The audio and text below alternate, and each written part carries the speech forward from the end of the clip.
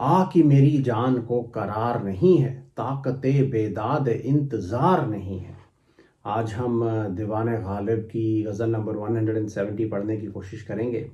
बड़ी ही खूबसूरत और विटी गज़ल लिखी है गालिब साहब ने, और इसके अंदर ज़बान भी ज़्यादा कॉम्प्लिकेटेड नहीं है, तो शेरों को समझना इतना मुश्किल नहीं है। लेकिन एज़ ऑलवेज़ एक एक शेर के अंदर कई रंग हैं। तो आइए पहले गज़ल को पढ़ते हैं, फिर इसके शेरों को समझने की कोशिश करेंगे, और गज़ल का टेक्स्ट आपको वीडियो की डिस्क्रिप्शन में मिल जाएगा। तो गालिब साहब कहते हैं कि आग की मेरी जान को करार नहीं है, आग की मेरी जान को करार नहीं है, ताकते बेदाद इंतज़ार नहीं है। देते हैं जन्नत हयाते दहर के बदले, देते हैं जन्नत हयाते दहर के बदले, नशा बा अंदाज आए खुमार नहीं है। गिरिया निकाले है तेरी बज़्म से मुझको, गिरिया निकाले है तेरी बज़्म से मुझको, हाय की रोने पे इख्तियार नहीं है। हमसे अबस है गुमान रंजिश खातिर, हमसे अबस है गुमान रंजिश खातिर, खाक में उशाक की गुबार नहीं है।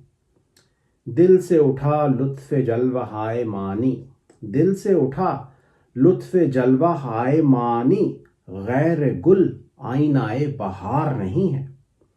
कत्ल का मेरे किया है अहद तो बारे, कत्ल का मेरे किया है अहद तो बारे, वाय अगर अहद उस्तुवार नहीं है। तूने कसम मैं कशी की खाई है गालिब, तूने कसम मैं कशी की खाई है गालिब, तेरी कसम का कुछ एतबार नहीं है। तो ये थी पूरी गज़ल। पहला शेर देखें कि आग की मेरी जान को करार नहीं है, ताकते बेदाद इंतज़ार नहीं है। करार कहते हैं मन की शांति को, चैन सुकून आराम। बेदाद कहते हैं नाइंसाफ़ी को, जुल्म व सितम को भी कह सकते हैं। तो कॉमन थीम है शायरी का कि महबूब आशिक से नाइंसाफ़ी करता है, उसके ऊपर जुल्म व सितम ढाता है। कई अंदाज हैं उसके, जैसे आशिक विसाल चाहता है और महबूब उसको इग्नोर करता है, आशिक को इंतज़ार करवाता है। तो जो प्यार जो तवज्जो आशिक को चाहिए, महबूब उसको नहीं देता, और आशिक बेचारा इंतज़ार में बेकरार रहता है, परेशान रहता है, बेचैन रहता है। यही उसका नसीब है, और जनरली वो ये दुख दर्द खुशी खुशी सहता है। लेकिन यहाँ पे टोन ऐसी है कि अब मुझसे सहा नहीं जाता, I can not take it any more, या तो मुझसे तेरे जुल्म नाइंसाफ़ी अब और सहन नहीं होते, इंतज़ार नहीं होता। तो कहता है कि आग की मेरी जान को करार नहीं है, कि ऐ महबूब तू अब आ जा, क्योंकि मेरी जान को करार चैन नहीं है। शायद बेकरारी हद से ज़्यादा गुजर चुकी है। ताकते बेदाद इंतज़ार नहीं है, कि तेरा इंतज़ार एक जुल्म है, एक नाइंसाफ़ी है, और अब मेरे अंदर इंतज़ार का जुल्म सहने की ताकत बाकी नहीं रही है। तो शायद इंतज़ार करते करते, जुल्म सहते सहते वो टूट गया है, कमज़ोर हो चुका है, और शायद उसको मौत भी आने वाली है। या तो कह रहा है कि अगर तू अब नहीं आएगा तो फिर कब आएगा, या इसलिए आ जा। और एक डेस्परेशन की टोन भी इसके अंदर है कि ही इज़ गिवन अप। एक वार्निंग की टोन भी हो सकती है कि अगर तू अब भी नहीं आया तो मैं मर जाऊंगा। तो तुझे भी तो आशिक चाहिए, महबूब के रुतबे पे बैठने के लिए तुझे भी तो आशिक चाहिए। तो इतने जुल्म मत कर कि मैं मर ही जाऊं। और एक रंग ये भी हो सकता है कि अब किसी और तरह का जुल्म करने की तू सोचना भी मत, तेरा इंतज़ार ही मेरे लिए बहुत बड़ा जुल्म है, और सहने के लिए मेरे अंदर अब ताकत बाकी नहीं रही, तो तू बस अब आ जा। तो शेर है कि आ की मेरी जान को करार नहीं है, ताकते बेदाद इंतज़ार नहीं है। देते हैं जन्नत हयाते दहर के बदले, नशा बा अंदाज आए खुमार नहीं है। बड़ा ही खूबसूरत शेर है। जन्नत तो आपको पता ही है, पैराडाइज। दहर कहते हैं इस दुनिया को जिसमें हम जिंदा हैं। तो जन्नत मौत और क़यामत के बाद मिलेगी, वो अगली दुनिया है। हयात दहर इस दुनिया की ज़िंदगी, लाइफ इन दिस वर्ल्ड। नशा भी आपको पता है, इंटॉक्सिकेशन, शराब का नशा हो सकता है, कोई रूहानी नशा हो सकता है। बाअंदाज़ा इन प्रोपोर्शन टू, किसी चीज़ के बराबर। तो जैसे आपको जितना दर्द है उसके बराबर आपको अगर दवाई दी जाए, या आप किसी से कोई चीज़ एक्सचेंज कर रहे हैं, तो जिस वैल्यू की चीज़ आपने दी है उसके बराबर प्रोपोर्शनल वैल्यू की चीज़ आपको वापस मिल जाए। और लफ्ज़ खुमार बड़ा इंटरेस्टिंग है। इसको आप कैसे पढ़ते हैं, कैसे इंटरप्रेट करते हैं, उसके बेसिस पे इस शेर के अंदर से कई रंग उभर के आते हैं। जनरली हल्के हल्के नशे को आप खुमार कह सकते हैं। ये नशा उतरने के बाद का हैंगओवर भी हो सकता है, या जो कि अक्सर इंसान की तबीयत ख़राब करता है, सर में दर्द देता है। और एक रंग ये भी है कि रिंद अक्सर खुमार में और शराब तलाश करते हैं। तो जब नशा उतरने लगता है तो उनको और शराब चाहिए। सुबह के सुबह सुबह उठ के नींद का खुमार भी हो सकता है। तो कई इसके अंदर रंग हैं। तो शेर है कि देते हैं जन्नत हयाते दहर के बदले, नशा बा अंदाज आए खुमार नहीं है। तो गालिब साहब अक्सर अपनी शायरी में रिलीजियस ऑर्थोडॉक्सी को चैलेंज करते हैं, रिलीजियस बिलीफ्स को चैलेंज करते हैं, तंज भी कसते हैं। तो जन्नत में जो बिलीफ है वो रिलीजियस पॉइंट ऑफ व्यू से एक बहुत बड़ी चीज़ है। गालिब साहब ने और शेरों में भी इसके ऊपर कमेंट्स किए हैं। जैसे बड़ा मशहूर शेर है, हमको मालूम है जन्नत की हकीकत लेकिन दिल के खुश रखने को गालिब ये ख्याल अच्छा है। या और ये भी रिलीजियस ट्रेडिशन में आता है कि जन्नत में आपको शराब पीने को मिलेगी। या तो गालिब साहब अपनी शायरी में भी इसका जिक्र करते हैं। तो ये ऑब्वियसली एक रूहानी शराब और रूहानी नशा, रूहानी बेखुदी भी हो सकती है। तो शेर है कि देते हैं जन्नत हयात दहर के बदले, कि हमें इस दहर, इस दुनिया की ज़िंदगी के बदले वो जन्नत देते हैं। देखें एक लफ्ज़ में यहाँ पे रंग छुपे हैं। देते हैं, देने वाला कौन है? खुदा हो सकता है, शेख साहब हो सकते हैं जो रात दिन जन्नत की बात करते हैं, महबूब हो सकता है, कोई रूहानी महबूब हो सकता है।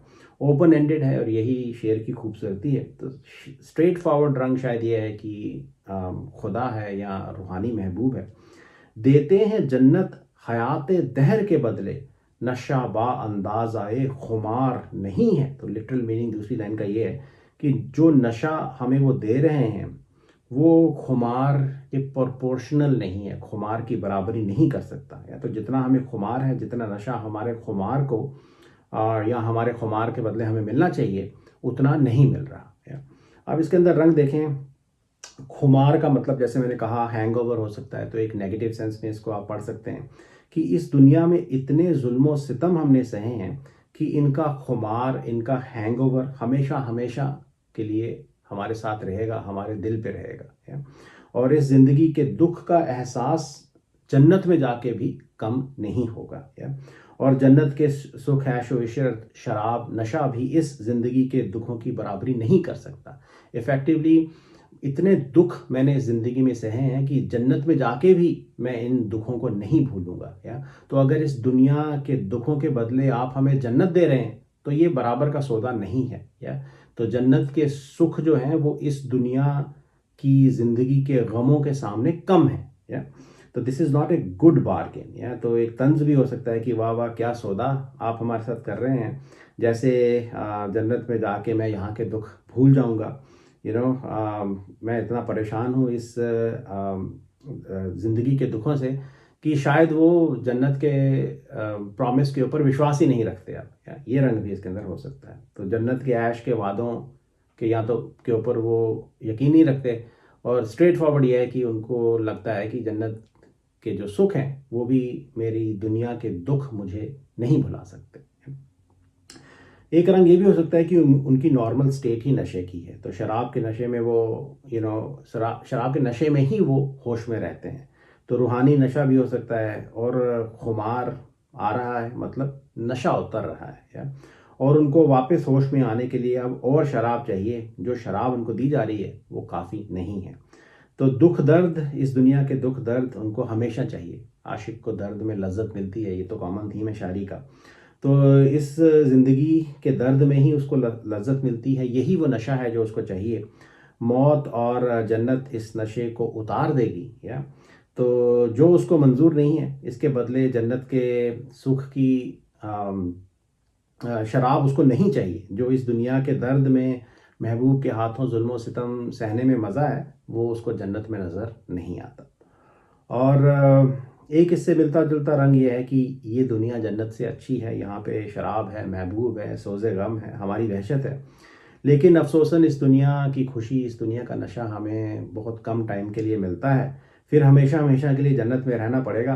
और जन्नत में रहना एक तरह का खुमार है, एक तरह का नेगेटिव हैंगओवर है। तो जो हमें दर्द देगा और इस दुनिया की ऐश के सामने वो खुमार ठीक नहीं है, अच्छा सौदा नहीं है। तो इधर यहाँ के दुख दर्द सहने में ऐश है उनको, और जन्नत में हैंगओवर होगा जो वो नहीं चाहते। बाअंदाज़ा एक खुमार नहीं, तो इसके अंदर एक रंग ये भी हो सकता है कि जन्नत और जन्नत की शराब के नशे से ऊपर कोई चीज़ है तो वो हमें बताओ। या तो जन्नत हमारे लिए काफ़ी नहीं है, तो इससे ऊपर अगर कोई चीज़ है तो शायद वो इस दुनिया की ज़िंदगी की बराबरी कर सके। और या फिर शायद जन्नत में अगर हमारा महबूब हमें मिल जाए, ये रंग भी उनकी शायरी में है, तो कोई कुछ बात बन सकती है। इसी तरह के और रंग भी इसके अंदर से निकल के आ सकते हैं। स्ट्रेट फॉरवर्ड रंग ये है कि जन्नत के सुख भी इस दुनिया के दुखों का मुकाबला नहीं कर सकते। वहाँ पे भी मेरे दिल पे इस दुनिया के दुखों का एहसास बाकी रहेगा, खुमार बाकी रहेगा। तो कहते हैं कि देते हैं जन्नत हयात दहर के बदले, नशा बा अंदाज आए खुमार नहीं है। अगला शेर देखें कि गिरिया निकाले है तेरी बज़्म से मुझको, गिरिया निकाले है तेरी बज़्म से मुझको, हाय कि रोने पे इख्तियार नहीं है। या तो गिरिया कहते हैं रोने को, इख्तियार तो आपको पता है ये कंट्रोल को कहते हैं। तो देखें क्या सीन उन्होंने यहाँ पे क्रिएट किया है। आशिक महबूब की महफिल से रोता रोता निकला है या निकाला गया है। तो कहता है कि गिरिया निकाले है तेरी बज़्म से मुझको, कि मेरा रोना तेरी बज़्म से महफिल से मुझे निकाल रहा है। अब कैसे, क्यों, कई पॉसिबिलिटीज़ हैं। शायद वो रोने लगा इसलिए उसको महफिल से निकाला गया, या फिर वो पब्लिकली रोने पे, महफिल में रोने पे अपने आप पे शर्मिंदा था, इसलिए वो खुद वहाँ से निकल गया। तो हो सकता है महबूब ने उसको वहाँ से निकाला हो, महबूब को इस बात की फ़िक्र हो कि अगर ये रोएगा तो पूरी महफिल के सामने इश्क का राज खुल जाएगा, या तो मेरी बदनामी होगी, रुसवाई होगी। ओवरऑल आशिक का रोना वजह बन गया है जिसकी वजह से उसको महफिल से निकाला गया या निकलना पड़ा। या तो लेकिन कहता है कि मैं क्या करूं, मेरा रोने पे इख्तियार थोड़ी है। हाय कि रोने पे इख्तियार नहीं है, कि हाय मैं क्या करूं, रोने पे मेरा इख्तियार नहीं है, मेरा कंट्रोल नहीं है, मेरे बस की बात नहीं है रोना। या तो रोना आ गया, जज्बात को मैं कंट्रोल नहीं कर पाया। इमोशंस कंट्रोल से बाहर होते हैं, रोना मेरे कंट्रोल से बाहर है, तो मेरे इख्तियार में नहीं है। तो कई रंग हैं और कई सवाल भी पैदा होते हैं। रोना क्यों आया, महबूब ने जुल्म किए उसके ऊपर, इस वजह से वो रोया। क्या महफिल में रकीबों ने उसके ऊपर तंज कसे, तोहमतें लगाई, महबूब को वैसे ही देखते उसके जज्बात उमड़ पड़े और रोना आ गया। क्या ये दुख का रोना है, खुशी का रोना है। क्या उससे ये सवाल पूछा गया कि तुम रोते क्यों हो भाई, या इस वजह से वो वहाँ से निकल गया। क्या उसको डांटा गया कि अपने रोने पे कंट्रोल करो। या और ये भी सोचें कि अब वो कहाँ है, क्या वो महबूब से बात कर रहा है या फिर अपनी इमेजिनेशन में ही महबूब से बात कर रहा है, असली महबूब उसके सामने नहीं है। या और एक रंग ये भी हो सकता है, ये फारूकी साहब ने बताया है कि वो कह रहा है कि रोने पे तो मेरा इख्तियार नहीं है, लेकिन बज़्म से निकल जाना मेरे इख्तियार में है। या तो जो मेरे इख्तियार में है वो मैं कर रहा हूँ। या तो इसी प्रोसेस में मैं महबूब की महफिल की, उसकी बज़्म की लाज भी रख रहा हूँ। तो मैंने वहाँ पे रो के कोई सीन क्रिएट नहीं किया, मुझे रोना आया, रोना इख्तियार में नहीं है, वहाँ से चले जाना, निकल जाना मेरे इख्तियार में है, या मेरे इख्तियार में था और मैं वहाँ से निकल गया।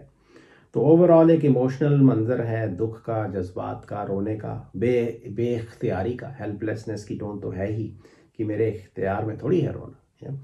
तो कहते हैं कि गिरिया निकाले है तेरी बज़्म से मुझको, हाय कि रोने पे इख्तियार नहीं है।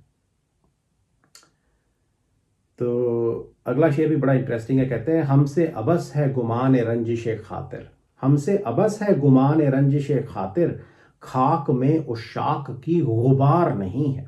अबस कहते हैं बेकार, फजूल, खातिर मन को, स्वभाव को, नेचर को, टेम्परामेंट को भी कह सकते हैं, जहन को भी कह सकते हैं। गुमान किसी तरह का शक, सस्पिशन, रंजिश दुश्मनी को कह सकते हैं, दो लोगों के बीच किसी तरह की नाराज़गी को कह सकते हैं। उशाक आशिकों को कहते हैं। गुबार जो है वो खाक को, उड़ती हुई खाक को भी कहा जाता है। आपके मन में किसी तरह की नाराज़गी, गुस्सा, दुश्मनी है, उसको भी गुबार कहते हैं। तो शेर है कि हमसे अबस है गुमान रंजिश खातिर, खाक में उशाक की गुबार नहीं है। तो इसका जिस्ट है कि सच्चे आशिक साफ दिल के होते हैं और सच्चे दिल से मोहब्बत करते हैं, बिना किसी एक्सपेक्टेशन के मोहब्बत करते हैं। महबूब के जुल्म सितम चुपचाप सहते हैं और महबूब के लिए किसी तरह की रंजिश, किसी तरह की बद्दुआ, किसी तरह का शिकवा अपने मन में पैदा नहीं होने देते। वो महबूब का बुरा कभी नहीं चाहते या और जीते जी शिकवा नहीं करते, और जब वो इश्क में मर जाते हैं, खाक में मिल जाते हैं, तो भी वो किसी तरह का शिकवा उनके अंदर, उनकी खाक में भी बाकी नहीं रहता। तो कहते हैं हमसे हमसे अबस है गुमान रंजिश खातिर। तो वो कह रहे हैं कि हमसे ये गुमान, ये शक रखना कि हमारे मन में तुम्हारे लिए, महबूब के लिए किसी तरह की रंजिश है, दुश्मनी है, शिकवा है, ये गुमान रखना बेकार है। मैं तुम्हारा बुरा नहीं चाहता। खाक में उशाक की गुबार नहीं है, कि हमारी आशिक की खाक में भी गुबार नहीं है, नहीं होता है।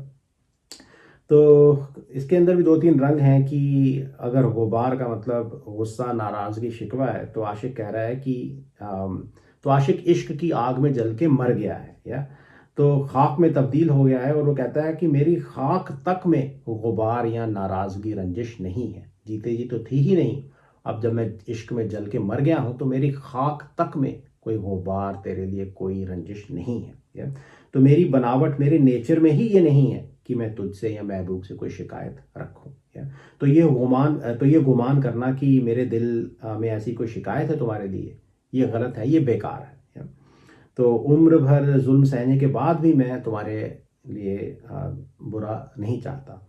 और एक रंग ये भी है कि आशिकों की, और ये एक आशिक के लिए बात हो रही है, और उशाक का लफ्ज़ इस्तेमाल किया गया है। तो जनरल स्टेटमेंट भी है कि सारे आशिक ही ऐसे होते हैं।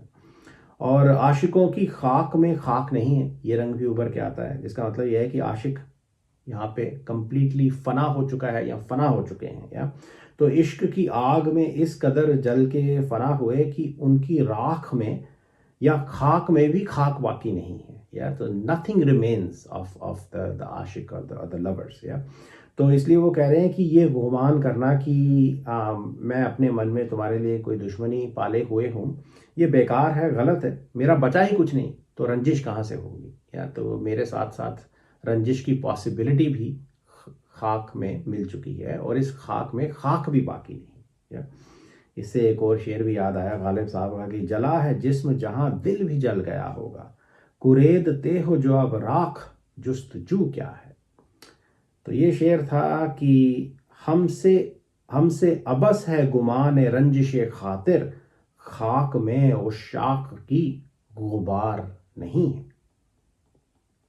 आशिकों के मन में कभी गुबार नहीं होता, उनकी खाक में भी गुबार नहीं है।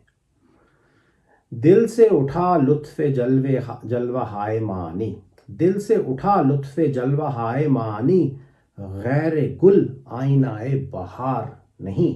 दूसरी लाइन से शुरू करते हैं। तो कहते हैं गैर गुल आईनाए बहार नहीं है, कि गुल के, गुलाब के या फूल के अलावा कोई भी, कुछ भी बहार का आईना नहीं है। तो बहार जब आती है तो वो खुद दिखाई नहीं देती, आप बहार को दिखाई नहीं देख नहीं सकते, लेकिन जब बहार आती है तो गुल खिलते हैं। या तो गुल वो आईना है, वो मिरर है, जिसमें से बहार की रिफ्लेक्शन आपको दिखाई देती है। तो डायरेक्टली आप बहार को नहीं देख सकते, लेकिन बहार की सूरत इस गुल रूपी आईने से या गुल रूपी मिरर में झलकती है। या तो गुल वो आईना है जिसके अंदर से आप बहार की सूरत देख सकते हैं, बहार को एक्सपीरियंस कर सकते हैं, आपको महसूस हो सकता है कि बहार आ गई है क्योंकि गुल खिले हैं। क्या खूबसूरत इमेजरी है। तो कहते हैं कि दिल से उठा लुत्फ़े जलवा हाय मानी, दिल से उठा लुत्फ़े जलवा हाय मानी। मानी का मतलब है मीनिंग्स। या तो वो कह रहे हैं लिटरली कि मीनिंग्स की खूबसूरती, जलवे का लुत्फ़, मज़ा दिल से उठा। या तो अब ये शायरी के मायने हो सकते हैं, कोई और ज़िंदगी की गहरी बात हो सकती है। तो वो कह रहे हैं कि उसकी खूबसूरती, मीनिंग्स की खूबसूरती का मज़ा दिल से उठा या दिल से उठता है।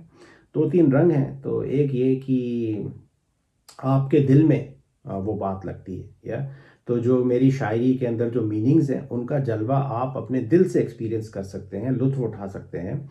और शायरी के जो मीनिंग्स हैं वो असली में दिल ही महसूस कर सकता है, ये सीधे सीधे पढ़ने की या दिमाग से सोचने की बात नहीं है। या तो जिस तरह से बहार गुल में रिफ्लेक्ट होती है, बहार की सूरत गुल से आप देख सकते हैं, उसी तरह से मेरी शायरी के जो मीनिंग्स हैं उनको आप अपने दिल में या दिल से एक्सपीरियंस कर सकते हैं। या और दुनिया के राज हो सकते हैं जिनको मानी बोला है, तो दुनिया के राज आपको दिखाई नहीं देते, मगर उनका जलवा मेरे दिल शायर के दिल में उठता है। या ये हो सकता है पैदा होता है, फिर मैं उसको अपनी शायरी में ढालता हूँ। ये रंग भी हो सकता है। दिल से उठा का मतलब है कि दिल से मज़ा ले, दिल से लुत्फ उठा। तो या तो दिल से इस शायरी के जलवे का लुत्फ तू ले, ये आंखों से देखने वाली, दिमाग से एनालाइज करने वाली चीज़ नहीं है। या तो वहाँ उसका लुत्फ तुझे नज़र नहीं आएगा, इसका मज़ा दिल से ही तू उठा सकता है। तो दिल में इस शायरी को महसूस करने की कोशिश कर, ये रंग हो सकता है। और जैसे कि फूल या गुल बहार का आईना है, वैसे ही मेरी शायरी, मेरे लफ्ज़ मीनिंग्स के लिए एक आईना है। या तो एक एक लफ्ज़ में कई मीनिंग्स रिफ्लेक्ट होते हैं, उभर के आते हैं। ये रंग भी इसके अंदर हो सकता है। या तो पर जो गैर गुल आईना ए बहार नहीं है, ये लाइन बड़ी ही खूबसूरत है कि गुल बहार का आईना है। या दिल से उठा लुत्फ़ जलवाहाए मानी। या तो जैसा मैंने कहा, स्ट्रेट फॉरवर्ड रंग ये हो सकता है कि ये जो मीनिंग्स हैं इनका जलवा दिल के अंदर उठता है, दिल से ये बात महसूस की जा सकती है। या दिल से उठा लुत्फ़ जलवाहाए मानी, गैर गुल आईनाए बहार नहीं है। और दिल वो आईना है जिसके अंदर शायरी के मीनिंग्स का लुत्फ़ रिफ्लेक्ट होता है, जिसके अंदर वो एक्सपीरियंस किया जा सकता है। आई होप इट मेड सेंस। अगला शेर देखते हैं कि कत्ल का मेरे किया है अहद तो बारे, वाए अगर अहद उस्तुवार नहीं है। या तो लफ्ज़ उस्तुवार देखते देखते ही मुझे एक गालिब साहब का और शेर एक याद आया, तेरी नाजुकी से जाना कि बंधा था अहद बोदा, कभी तू न तोड़ सकता अगर उस्तुवार होता। अहद का मतलब है जिसको अंग्रेजी में वाव कहते हैं, कोई वादा। ये टाइम्स या दौर या दुनिया के लिए भी इस्तेमाल किया जाता है, लेकिन यहाँ पे रेलिवेंट मीनिंग है किसी तरह का वादा और वाव।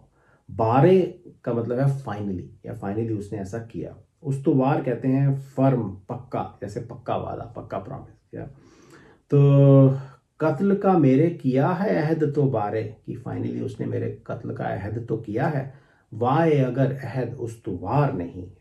तो आशिक महबूब के हाथों कत्ल होना चाहता है, ये सबसे बड़ी मौत है आशिक के लिए। या तो महबूब अपनी नज़रों का तीर उसकी तरफ चलाए, एक भरपूर तवज्जो भरी निगाह से उसको देख ले, तो आशिक वहीं मर जाएगा। या तो या फिर वो तलवार चला के भी मारता है महबूब उसको, ये भी शायरी में आता है। और यही आशिक के दिल की तमन्ना है, यही उसके दिल का मकसद है ज़िंदगी का, कि आशिक कि मैं महबूब के हाथों कत्ल हो जाऊं। और इसी बहाने महबूब मुझे अटेंशन भी देगा, और दूसरा यह कि मौत उसको ज़िंदगी के दुख दर्द से आराम भी पहुंचाएगी। या तो मौत के बाद उसको आराम आने की पॉसिबिलिटी भी है। और अगर ये मौत महबूब के हाथों आए तो क्या ही बात है। तो कहता है कि कत्ल का मेरे किया है अहद तो बारे, फाइनली उसने मेरे कत्ल का वादा किया है, दिल में ठान ली है कि वो मेरा कत्ल करेगा। कत्ल का मेरे किया है अहद तो बारे, वाए अगर अहद उस्तुवार नहीं है। अफसोस, कितना अफसोस होगा अगर कि वो अहद, वो वादा पक्का नहीं है। या पक्का नहीं हो। या सो हर वाव इज़ नॉट फर्म। या तो इम्प्लीकेशन ये है कि वो कहता तो है महबूब कि मेरा कत्ल करेगा, मगर क्या अफसोस होगा कि अगर ये वादा भी कच्चा निकला। या उसको विश्वास है, आशिक को ऑलरेडी पता है कि ये वादा कच्चा ही निकलेगा। या क्योंकि महबूब पहले कई वादे करके तोड़ चुका है, तो उसको यकीन नहीं है आशिक को ये वादा भी वो पूरा करेगा, ये अहद भी वो निभाएगा। तो ये वादा भी कच्चा ही निकलेगा। लेकिन शायद थोड़ी उम्मीद भी है। He always falls for her promises. या तो एक उम्मीद का रंग भी हो सकता है, इसलिए कह रहा है कि क्या अफसोस होगा अगर ये वादा भी कच्चा निकला। या जिस ये है कि महबूब के हाथों मौत भी आशिक को नसीब नहीं होगी, और अगर ये भी एक महबूब का अंदाज़ है जुल्म ढाने का, वो आशिक को अटेंशन नहीं देगा, उसका कत्ल भी नहीं करेगा। ये वादा तो किया है कत्ल करने का, लेकिन फाइनली करेगा नहीं। इस एक बार फिर से आशिक को डिसअपॉइंटमेंट ही सहनी पड़ेगी। तो कहते हैं कत्ल का मेरे किया है अहद तो बारे, फाए अगर अहद उस्तुवार नहीं है। और ये आखिरी शेर देखें, क्या विटी खूबसूरत शेर है। तूने कसम मैं कशी की खाई है गालिब, तेरी कसम का कुछ एतबार नहीं है। या तो कसम यहाँ पे शराब ना पीने की कसम रेलेवेंट मीनिंग है, शराब पीने की कसम भी हो सकता है। मैं कशी का मतलब शराब पीना। या तो कहते हैं कि पहले भी तू ये कसम खा चुका है, हमें हमें तेरी कसम पे कुछ एतबार नहीं है। या गालिब साहब अपने आप से ये बातें कर रहे हैं, ऑब्वियसली शेर लिखने वाले तो वही हैं, लेकिन यहाँ पे वो ऐसा भी हो सकता है कि कोई और इंसान गालिब साहब से कोई ये कह रहा है, कोई दोस्त है, महबूब है, कि तू फिर कल शराब पीने लगेगा। विट भी है कि शराब पिए बिना मैं रह नहीं सकता।